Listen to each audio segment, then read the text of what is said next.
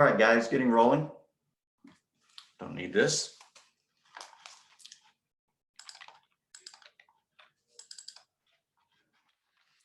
All right, first thing I want to do is to go to the quizzes. We've only had one, of course. And I asked some questions, and I thought I'd go over the answers. I appreciate that people didn't, the ones that I've looked at, people didn't go in and, didn't look like people were faking it and getting answers from somewhere else. So that's cool. Let's do a preview.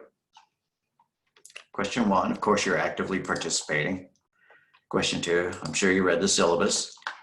Question 3, I bet you have introductory Java experience, but I know a few people were planning on taking this directly from C++ rather than Java. All right. If you do not have Java experience, how do you do it? How are you going to do it? Because I am awesome, right? Okay. You understand that quizzes do not automatically get graded correctly, and so you wait. I'm going to close my door just a sec.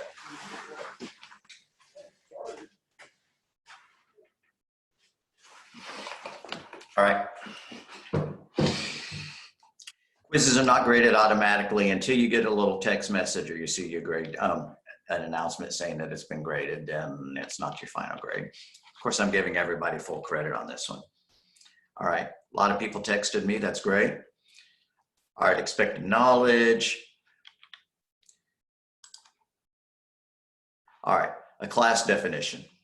In any language you know, Java, C++, Python, whatever. All right, I'm just gonna use Notepad here. It's not the world's greatest text editor, but it'll do. What's the question? Create a class named student. The class should have 2 data members, first name and last name. The class should have a member named getName that returns last name plus, first name plus a space plus last name. Do it with a text editor. All righty. So what is a class? Class is the blueprint, right? Or a collection of data variables, so you could just say data. And the methods, functions that use that data. What do we mean blueprint? Blueprint means that to use a class, you normally have to create an object based on that class, right? So if I have a scanner and I need to create a scanner in order to read input like you do in Java, you have to make a new scanner, right? Just like that.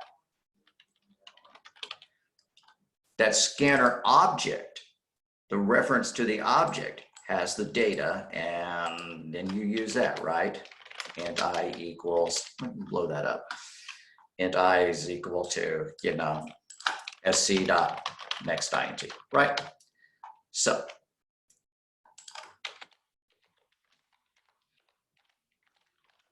object is created from the class. It's called instantiation. Instantiation is the technical word for that, right?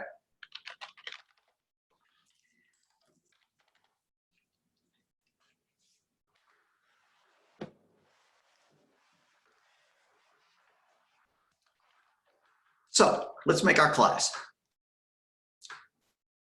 Student, first name, last name. All right, class, student. And in this language, and in most languages, the convention is to create your class names with an uppercase letter, like that. Uppercase S rather than lowercase s. So it has some data, right? String first name, string last name. If we were going to be really awesome, we would make the data private and the methods public, and some people did that. I'm going to skip that for this part, and I'm just going to create the getName method because that's what it asks for, right? So here we go, right? And it needs to return a string, right? So what is a method? It's just a function that's attached to the class so it can access the data that's stored inside that class, right?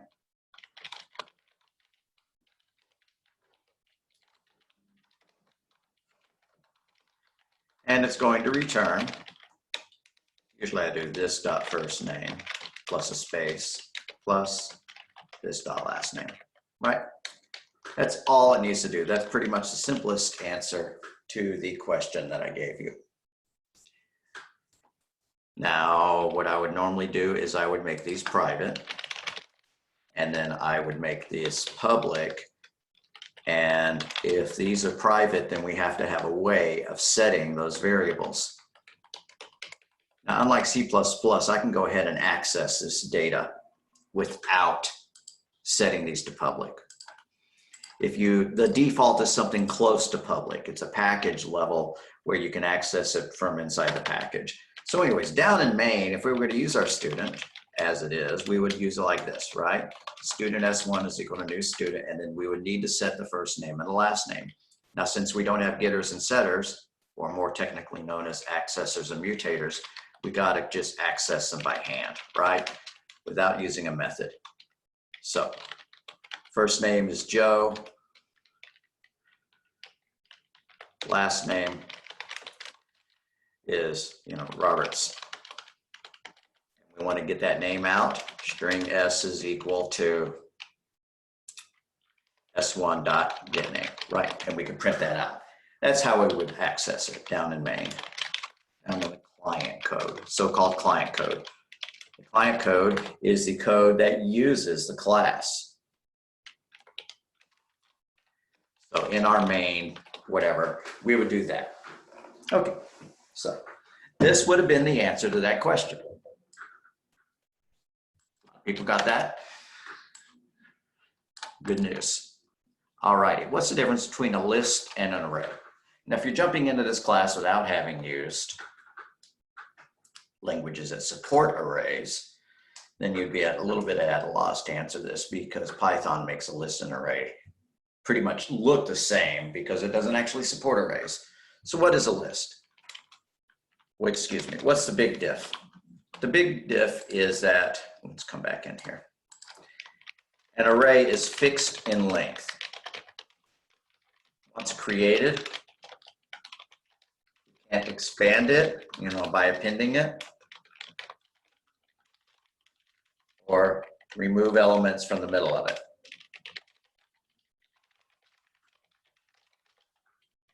Can't change its length. A list is dynamic. It starts off empty, and you append elements to it. It grows as you append to it. That's a big difference. Why would you care? Well, what if you did not know how many students are going to be in your class, right? You might have 3 students, you might have 30. Go to a big school with multiple sections, there might be 300. You would not want to create an array that, of size 3,000 to hold all the students if you're only going to have 3 students in it, right? So you might make a list. That way you could just create the list and then append the 3 students that you need.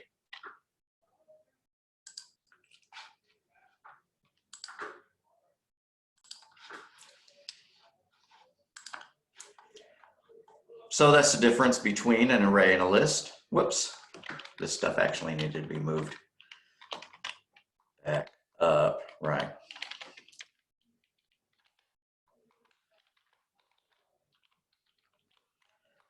So technically, this is not creating an object. S1 is not an object, although it's easy to say in this example. S1 is a reference to an object, right? Just like if you say that you live on 321 South Main, your address is not your house. It's an address to your house. It's a reference to your house. You hand somebody a business card and it says that your office is at, 999 South Woodside Avenue. 999 South Woodside Avenue is not your office. The card, your business card, is not your office. It's a reference to the office. S1 is a reference to the object created by that.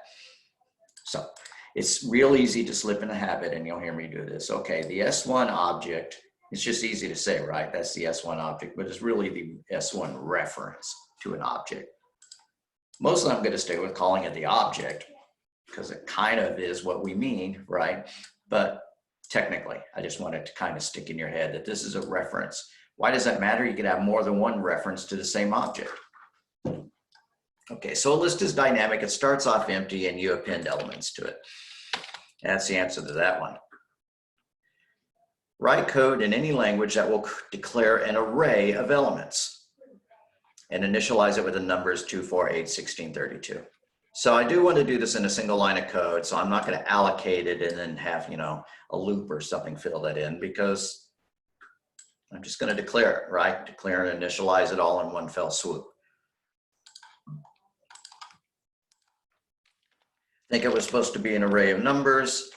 In this language, when you're going to declare an array, you follow the variable type with the square braces. That means it's an array. You know, and then we can give it an array, a name. And then we're going to fill it in with those numbers, 2, 4, 8, 16, 32, however many we were supposed to add, like that. That is our array. And if we want to print out the first element, right, that's index 0. That's index 1. That's index 2. Computers start counting as 0. So if I was going to print that one out, system.out.println numbers subscript 0, right?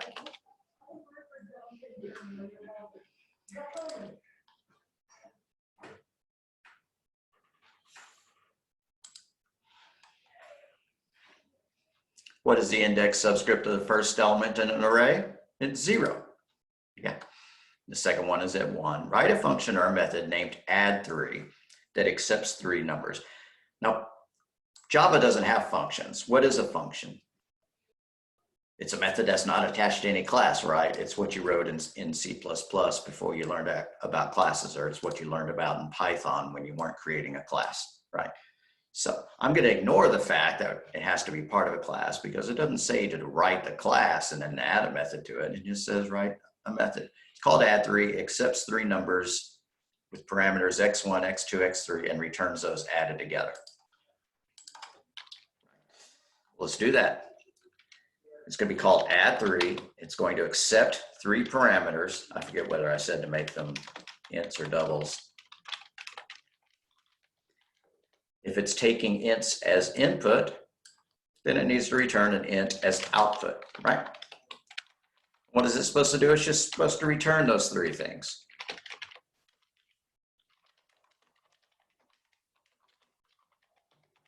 Like that.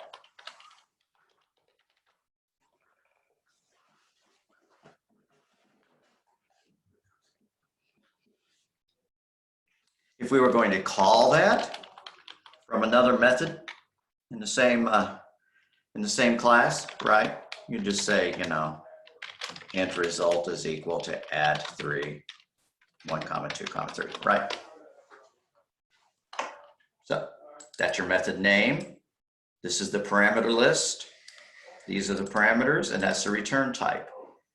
And in this language, you always have to define the return type, right? And you give a type to each variable. You can't just do int x1, x2, x3, which would be nice, but you can't do it that way. All right, that was the last one. So what am I going to do now? I'm going to open up Netbeans.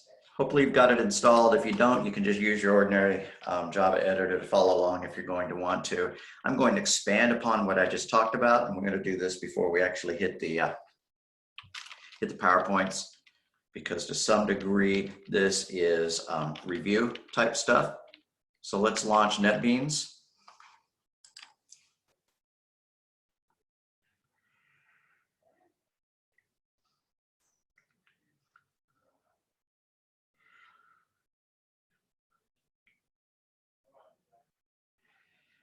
And let's wait a minute while it loads.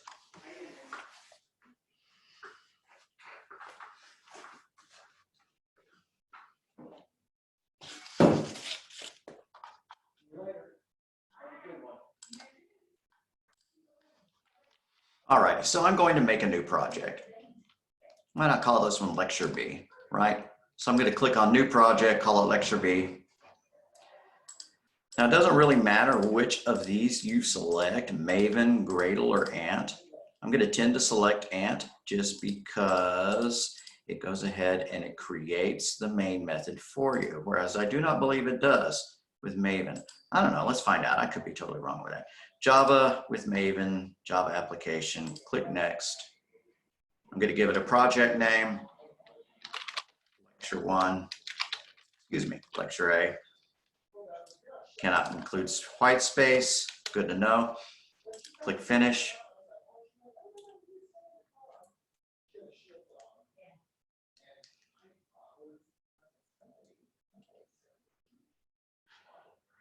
All right, and so here's my lecture A. It did not create my sample file, right? It did not add a source file. It did not create a default file with the boilerplate. I like having that boilerplate. So I think I'm going to delete this and redo it using ant, just because. Although, you know, you can type it in by hand, nothing wrong with doing that. All right, going to go for it again. Create a new file. Excuse me, a new project, Java with A and T. Now it may pause on you and say that it has to install something or enable something, and if that's okay, that's fine. Since I've already got it installed, I mean, you know, enabled and stuff, I'm not going to get that message. It should just be like clicking OK a time or two. If it's beyond that, then contact me or take a look at the last part of the install document I uploaded where it says that you have to enable a plugin, but you shouldn't have to go to any trouble to do that. Okay, so there's my project name. Yeah, lecture A already exists and is not empty. I deleted it from the list of projects, but that did not actually delete the source code. So I'm going to call it CIT 2613 lecture A. Now here's where it says create main class. Now, did I skip that and did Maven offer to create the main class for me? I'm going to go back and check.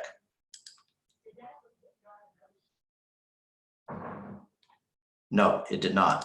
What if I chose the middle one? Gradle, Java application, next. Here's what it's having to do, right? Finding feature. The first time you do that, ant. Okay, now it looks like it is creating a main class if I choose Gradle. So I'm going to go ahead and run with this. Just try it with this. All right. And so I'm going to call it CIT 2613 underscore lecture underscore A, right? Just because the last one said it hated spaces. The main class name, I'm going to change the main class name to lecture A rather than main. All right. Hopefully we're good to go there. Hopefully you see this. I may remake it with ant just so that you see more than one way of doing it. It seems like Gradle is not installed on this system. Allow silent install of Gradle in the future, I guess. Hope this doesn't take too long. I may deeply regret not having chosen ant. All right, I paused it while it installed it. I didn't have to click anything past that, right? I just didn't feel like making a way through it. I didn't have to click OK or anything past that initial time, right? Okay, I'm going to clean up some of these comments. I'm going to add a comment myself up to the top. If I was writing a program, I would want to put the class, right? This was lecture A, although that's kind of obvious from that. I'd want to put my name, right? You'd want to put your name. Claim ownership of it, right? Okay. So something to note. When you took Java 1, you may not have seen the package statement if you weren't already using Netbeans. That just means subfolder, and I believe I mentioned this in the last lecture. I can delete that if I want to, but for now, I'm just going to leave it there. I'm not going to make any unnecessary changes. Okay, and now I can put a print statement here, right? System.out.println print hi, right? I'm going to build it and run it. So hammer and room it.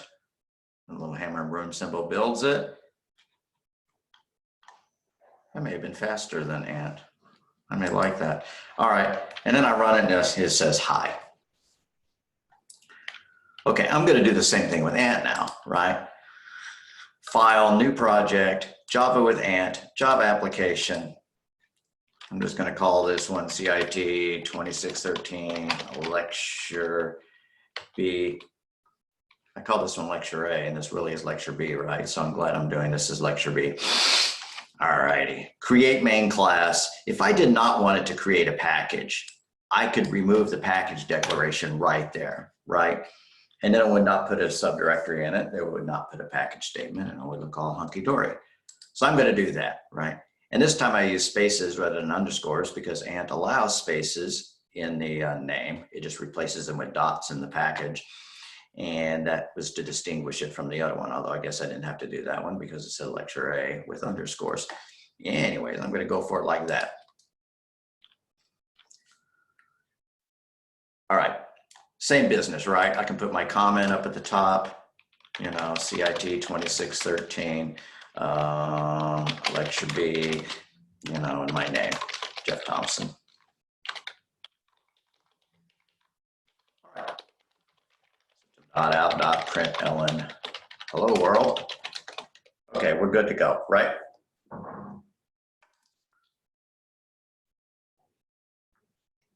So it says hello world. It actually worked. Good to go. The only reason I had a fondness for Ant is because that used to be the only one that was installed in Netbeans back when it was a product owned by Oracle or Sun Microsystems. And for the longest time, that's what our college had on it. So I'm used to seeing the messages look like that. But apparently Gradle is just as good. You can start using Gradle just for variety.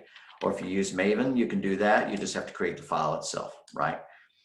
Just find the source packages and install a new file. That's worth doing. I'm not going to do it. All right.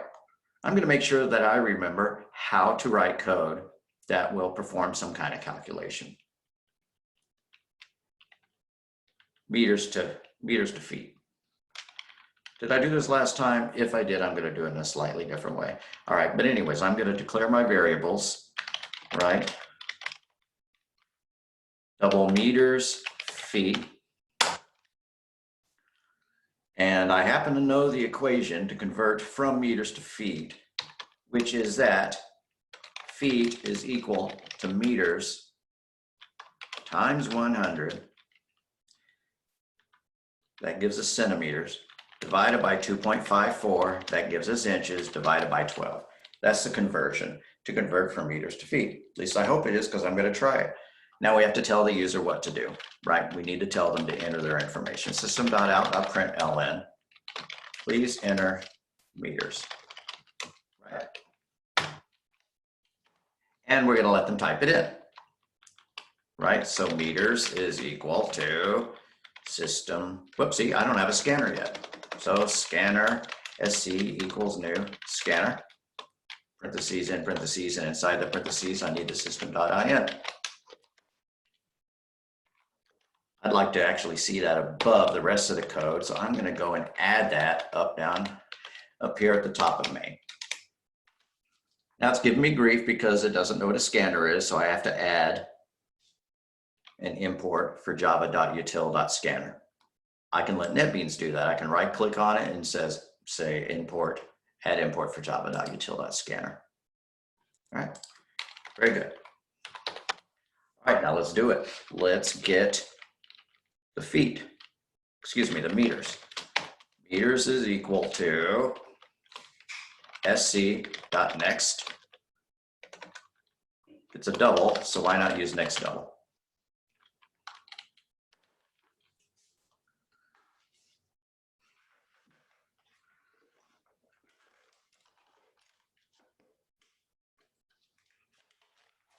Now that we have our double, we can do our equation, right?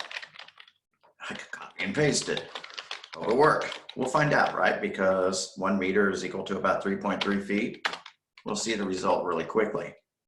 Now I'm going to print it out, and I'm going to print it out using printf, because if I use printf, I can control how many decimal places appear, right? Rather than 5,000 different. Nah, I'm just going to use a normal print statement. Why get complicated? System.out.println, that equals space, end quote, plus. Now, if I make this just print rather than println, it won't go to the next line, and I may want that, right?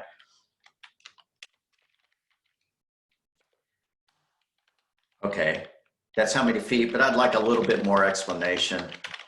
You know what, I am going to use printf rather than this because I don't like having to do all these plus signs and stuff like that to get it to go out. Maybe leave it like that now. All right, so print line, because I want this to wrap up, right? So space feet period. If I just change this to print, then they get to type their answer in the same place on the same line, right? So please enter meters, colon, and then maybe even get rid of the colon. Just put the greater than to let them know where to type. We do our calculation. We might want to put a conversion here. I mean a comment. Convert from meters to feet. Input. I'm going to delete this. Don't need that, right? And then this is a conversion. And this is the output. I mean, or we could put calculation, right? Use the data that we gathered to provide our output. Let's expand this a little bit so that we can see more of it on the screen. All righty. And of course, what did we have up here? We don't really need hello world anymore. I'm going to delete that statement, but we do have our scanner creation. Maybe I could remove that extra space there. Maybe I can move the variable creation up there. I'm just tidying things up a little bit, right? So we have our variables declared up here. We have a comment saying what we're about to do. This says that we're getting our input. This says that we're doing our calculation. And below here, we're going to output our result. I'm going to make sure that works, and then I'm going to rewrite it using a printf.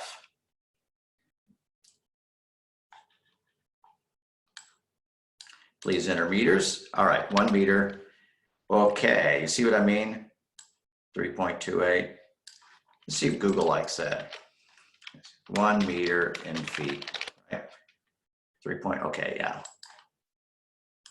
We do not need it to that many decimal points. So I'm going to modify that to be a printf. I'm going to comment this out just so it's still there. Add a comment, but printf is better because we can control the format of the output, like how many decimal places. So system.out.printf, parentheses, quote, that equals %.02f. The percent means that this is a placeholder. The .02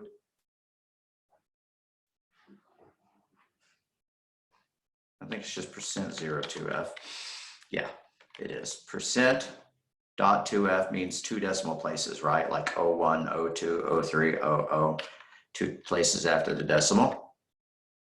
If I put a 0 on there, I put it there, and that would mean leading zeros. If you know what leading zeros are, I'm going to leave that off. And the f means that it's a floating point number. Now, printf does not go to the next line, just like print does not. And there's no printf-ln, so I do need to add the backslash in there. So end, quote, comma, and then the variable that's supposed to fill in this placeholder, right? And now I need to put some description, right? Not quite done, because if I run it now, it's just going to say that equals 3.28, but it's not going to print anything else. That's kind of lame. Show you what I mean. Please enter meters. All right, 1 meter, that equals 3.28. 3.28 what? %.2f space feet period. Backslash n, right? There we go. Okay. So what are you going to do? Same idea. Write a program that will ask the user for a number of gallons. Convert that to a number of liters. Google up the formula or text me and I'll give you the formula, right?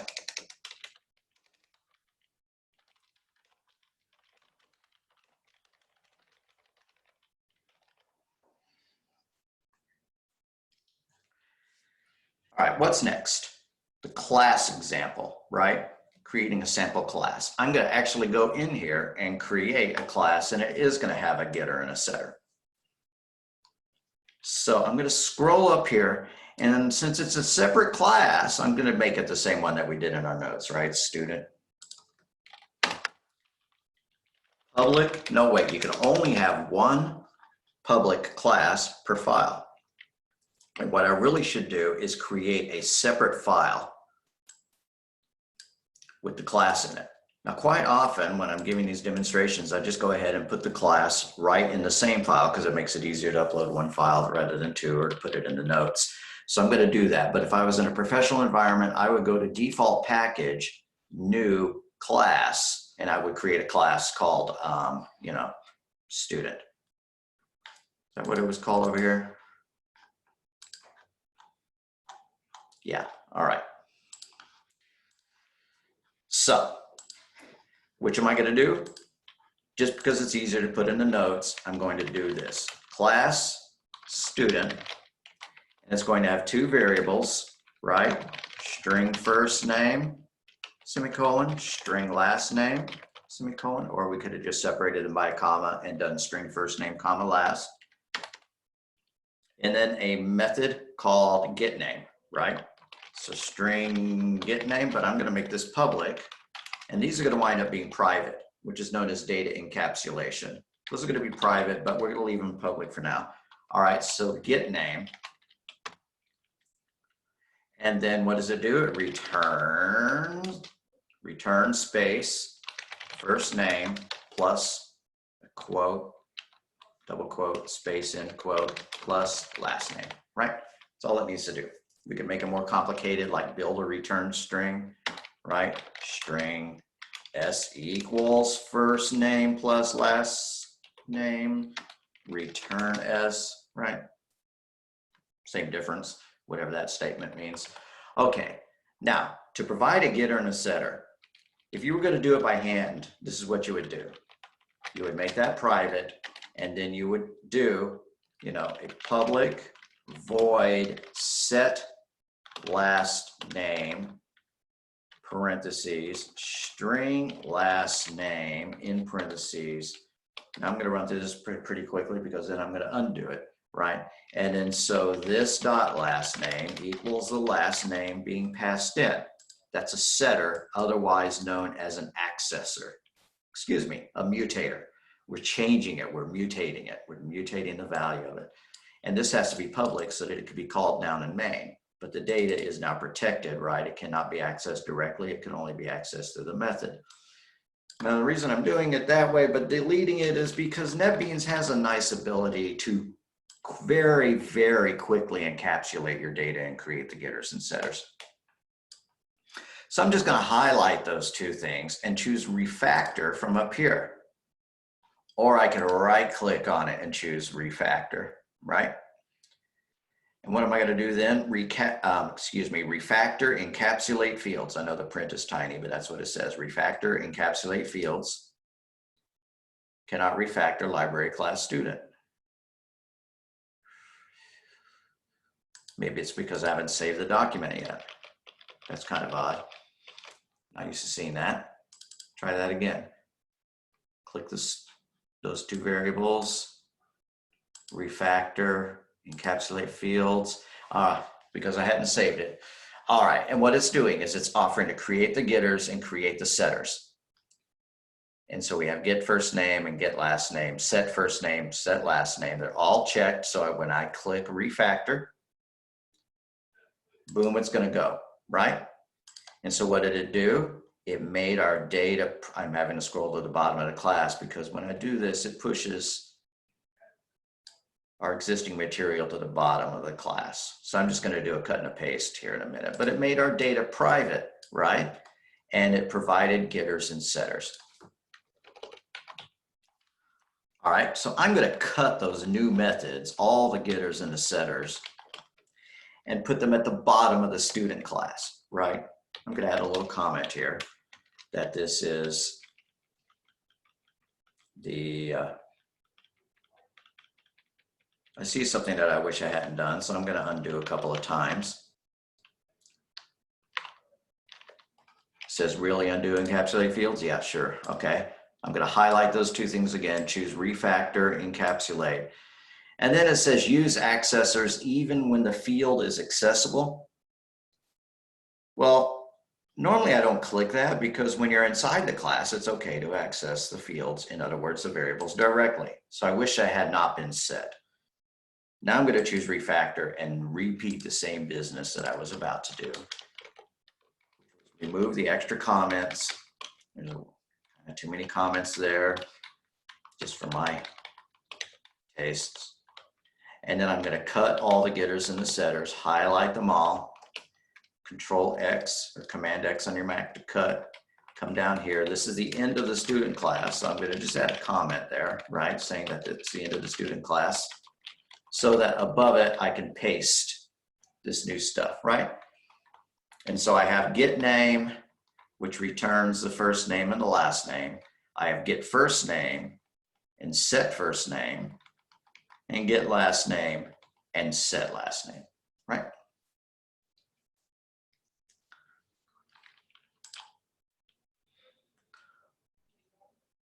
Looking good to me. Now I'm going to actually use this class down in main. Now the reason that I went back and I unchecked that is inside get name, where we access both of them, it changed first name and last name, which I thought I had as this dot, but maybe I didn't, to the functions get first name and get last name, which, while not incorrect, made it a little harder to read. Okay.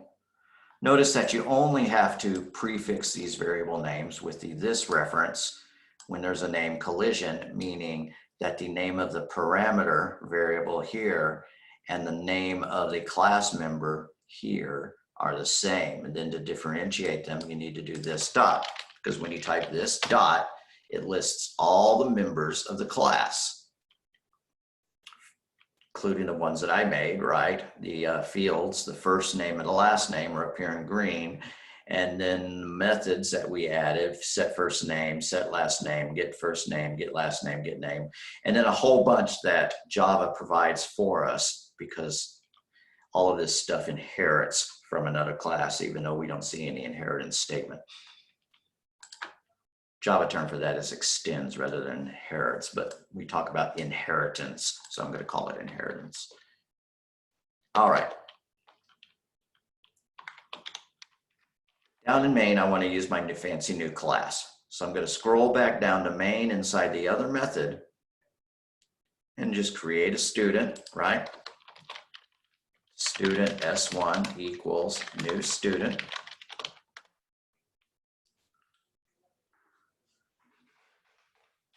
Now I'm going to set the first name and set the last name. Now it could prompt the user for the first name and the last name, right?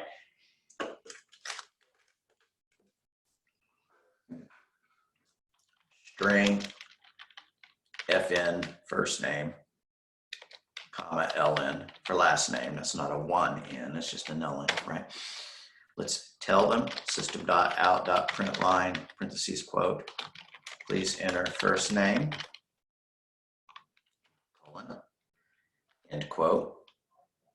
Wait, I'm going to do that business with the greater than, excuse me, space greater than, end quote, in parentheses, semicolon, letting them know where to type. And if I'm doing it that way, I'm just going to make it print ln. Right, look good. And then fn equals sc.next, right? .next returns the next string. Unfortunately, if they put a space in their first name, I don't know who has a first name that has a space in it, but it would kind of break the way the code works if they typed in a space, in which case I might consider using next line. But for now, I'm just going to make it .next, right? Get the next string from input, right? That's what that means. And let's get the last name, right? Same business, so I'm just going to copy and paste these two things and make a change to say last name and ln, right? So system.out, please enter last name. And then ln is equal to sc.next.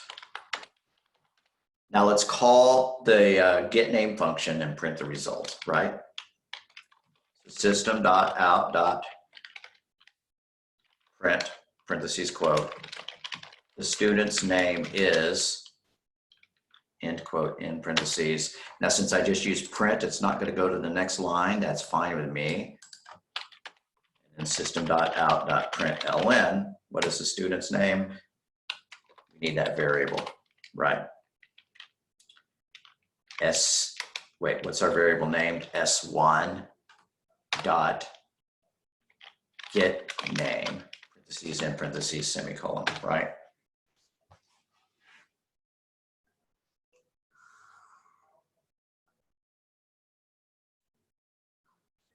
All right, is that looking good? That makes sense?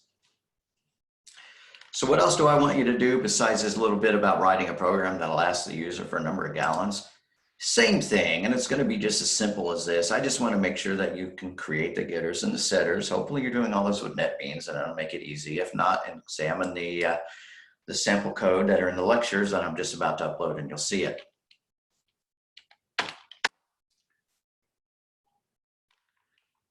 I'm going to wind up moving this little homework assignment, of course, to its own file. All right.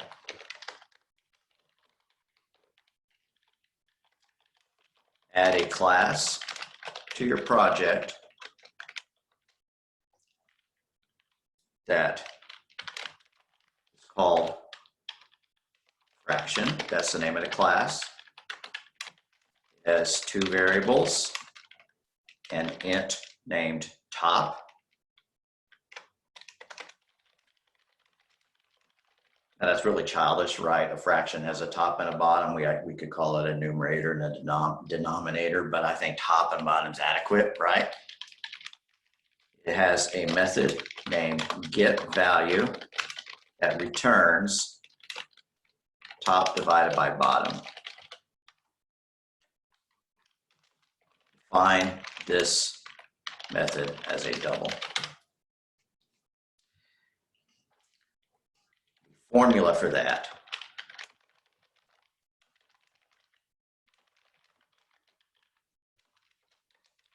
We have to be very specific about this or it's not going to work, unfortunately. And I will explain why later. The short answer is that if you divide an integer by an integer, you get an integer. If you divide a whole number by a whole number, you get a whole number. So 1 divided by 2 is not 0.5, it's 0, because 1 divided by 2 is 0.5, but rounded down to make a whole number is 0. So to take some care about it, here's what we're going to do. We're going to say that we can return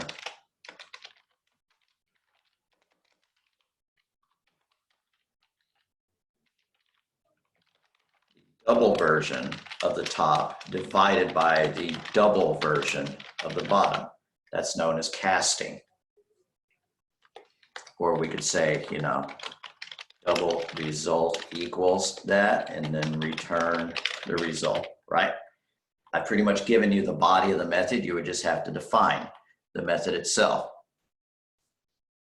And we're going to specify that this is a public method. All right, makes sense?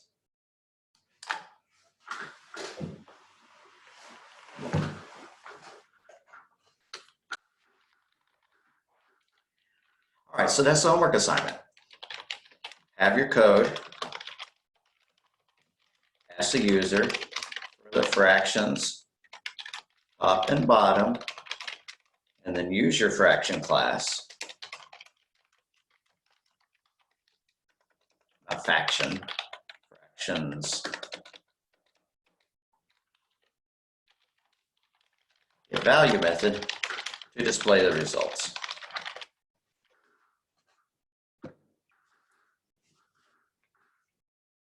Display the value. Use encapsulation either Netbeans, Refactor, Encapsulate, fields option, or by adding the getters and setters yourself. Okay. So that'll be the 2 parts of the homework assignment. Part A is just to do a little bit of math, right?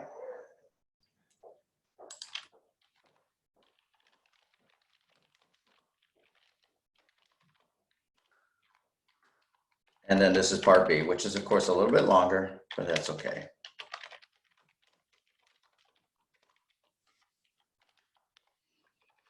If by any chance you don't understand the creation of the class and the creation of the methods and the encapsulation, please text me, because I'll be happy to record another lecture on the topic, right? We're going to be revisiting some of these ideas anyways in the lectures, but this is kind of like knowledge that hopefully we would pretty much already have getting into this class. But I know that some people are weak on it. That's okay. If this lecture did not fill in the gaps, absolutely text me as soon as possible so I can record another lecture this week, right? Don't wait. Don't be embarrassed. Please let me know. All righty, I'm going to stop the lecture here, and I will see y'all on Wednesday.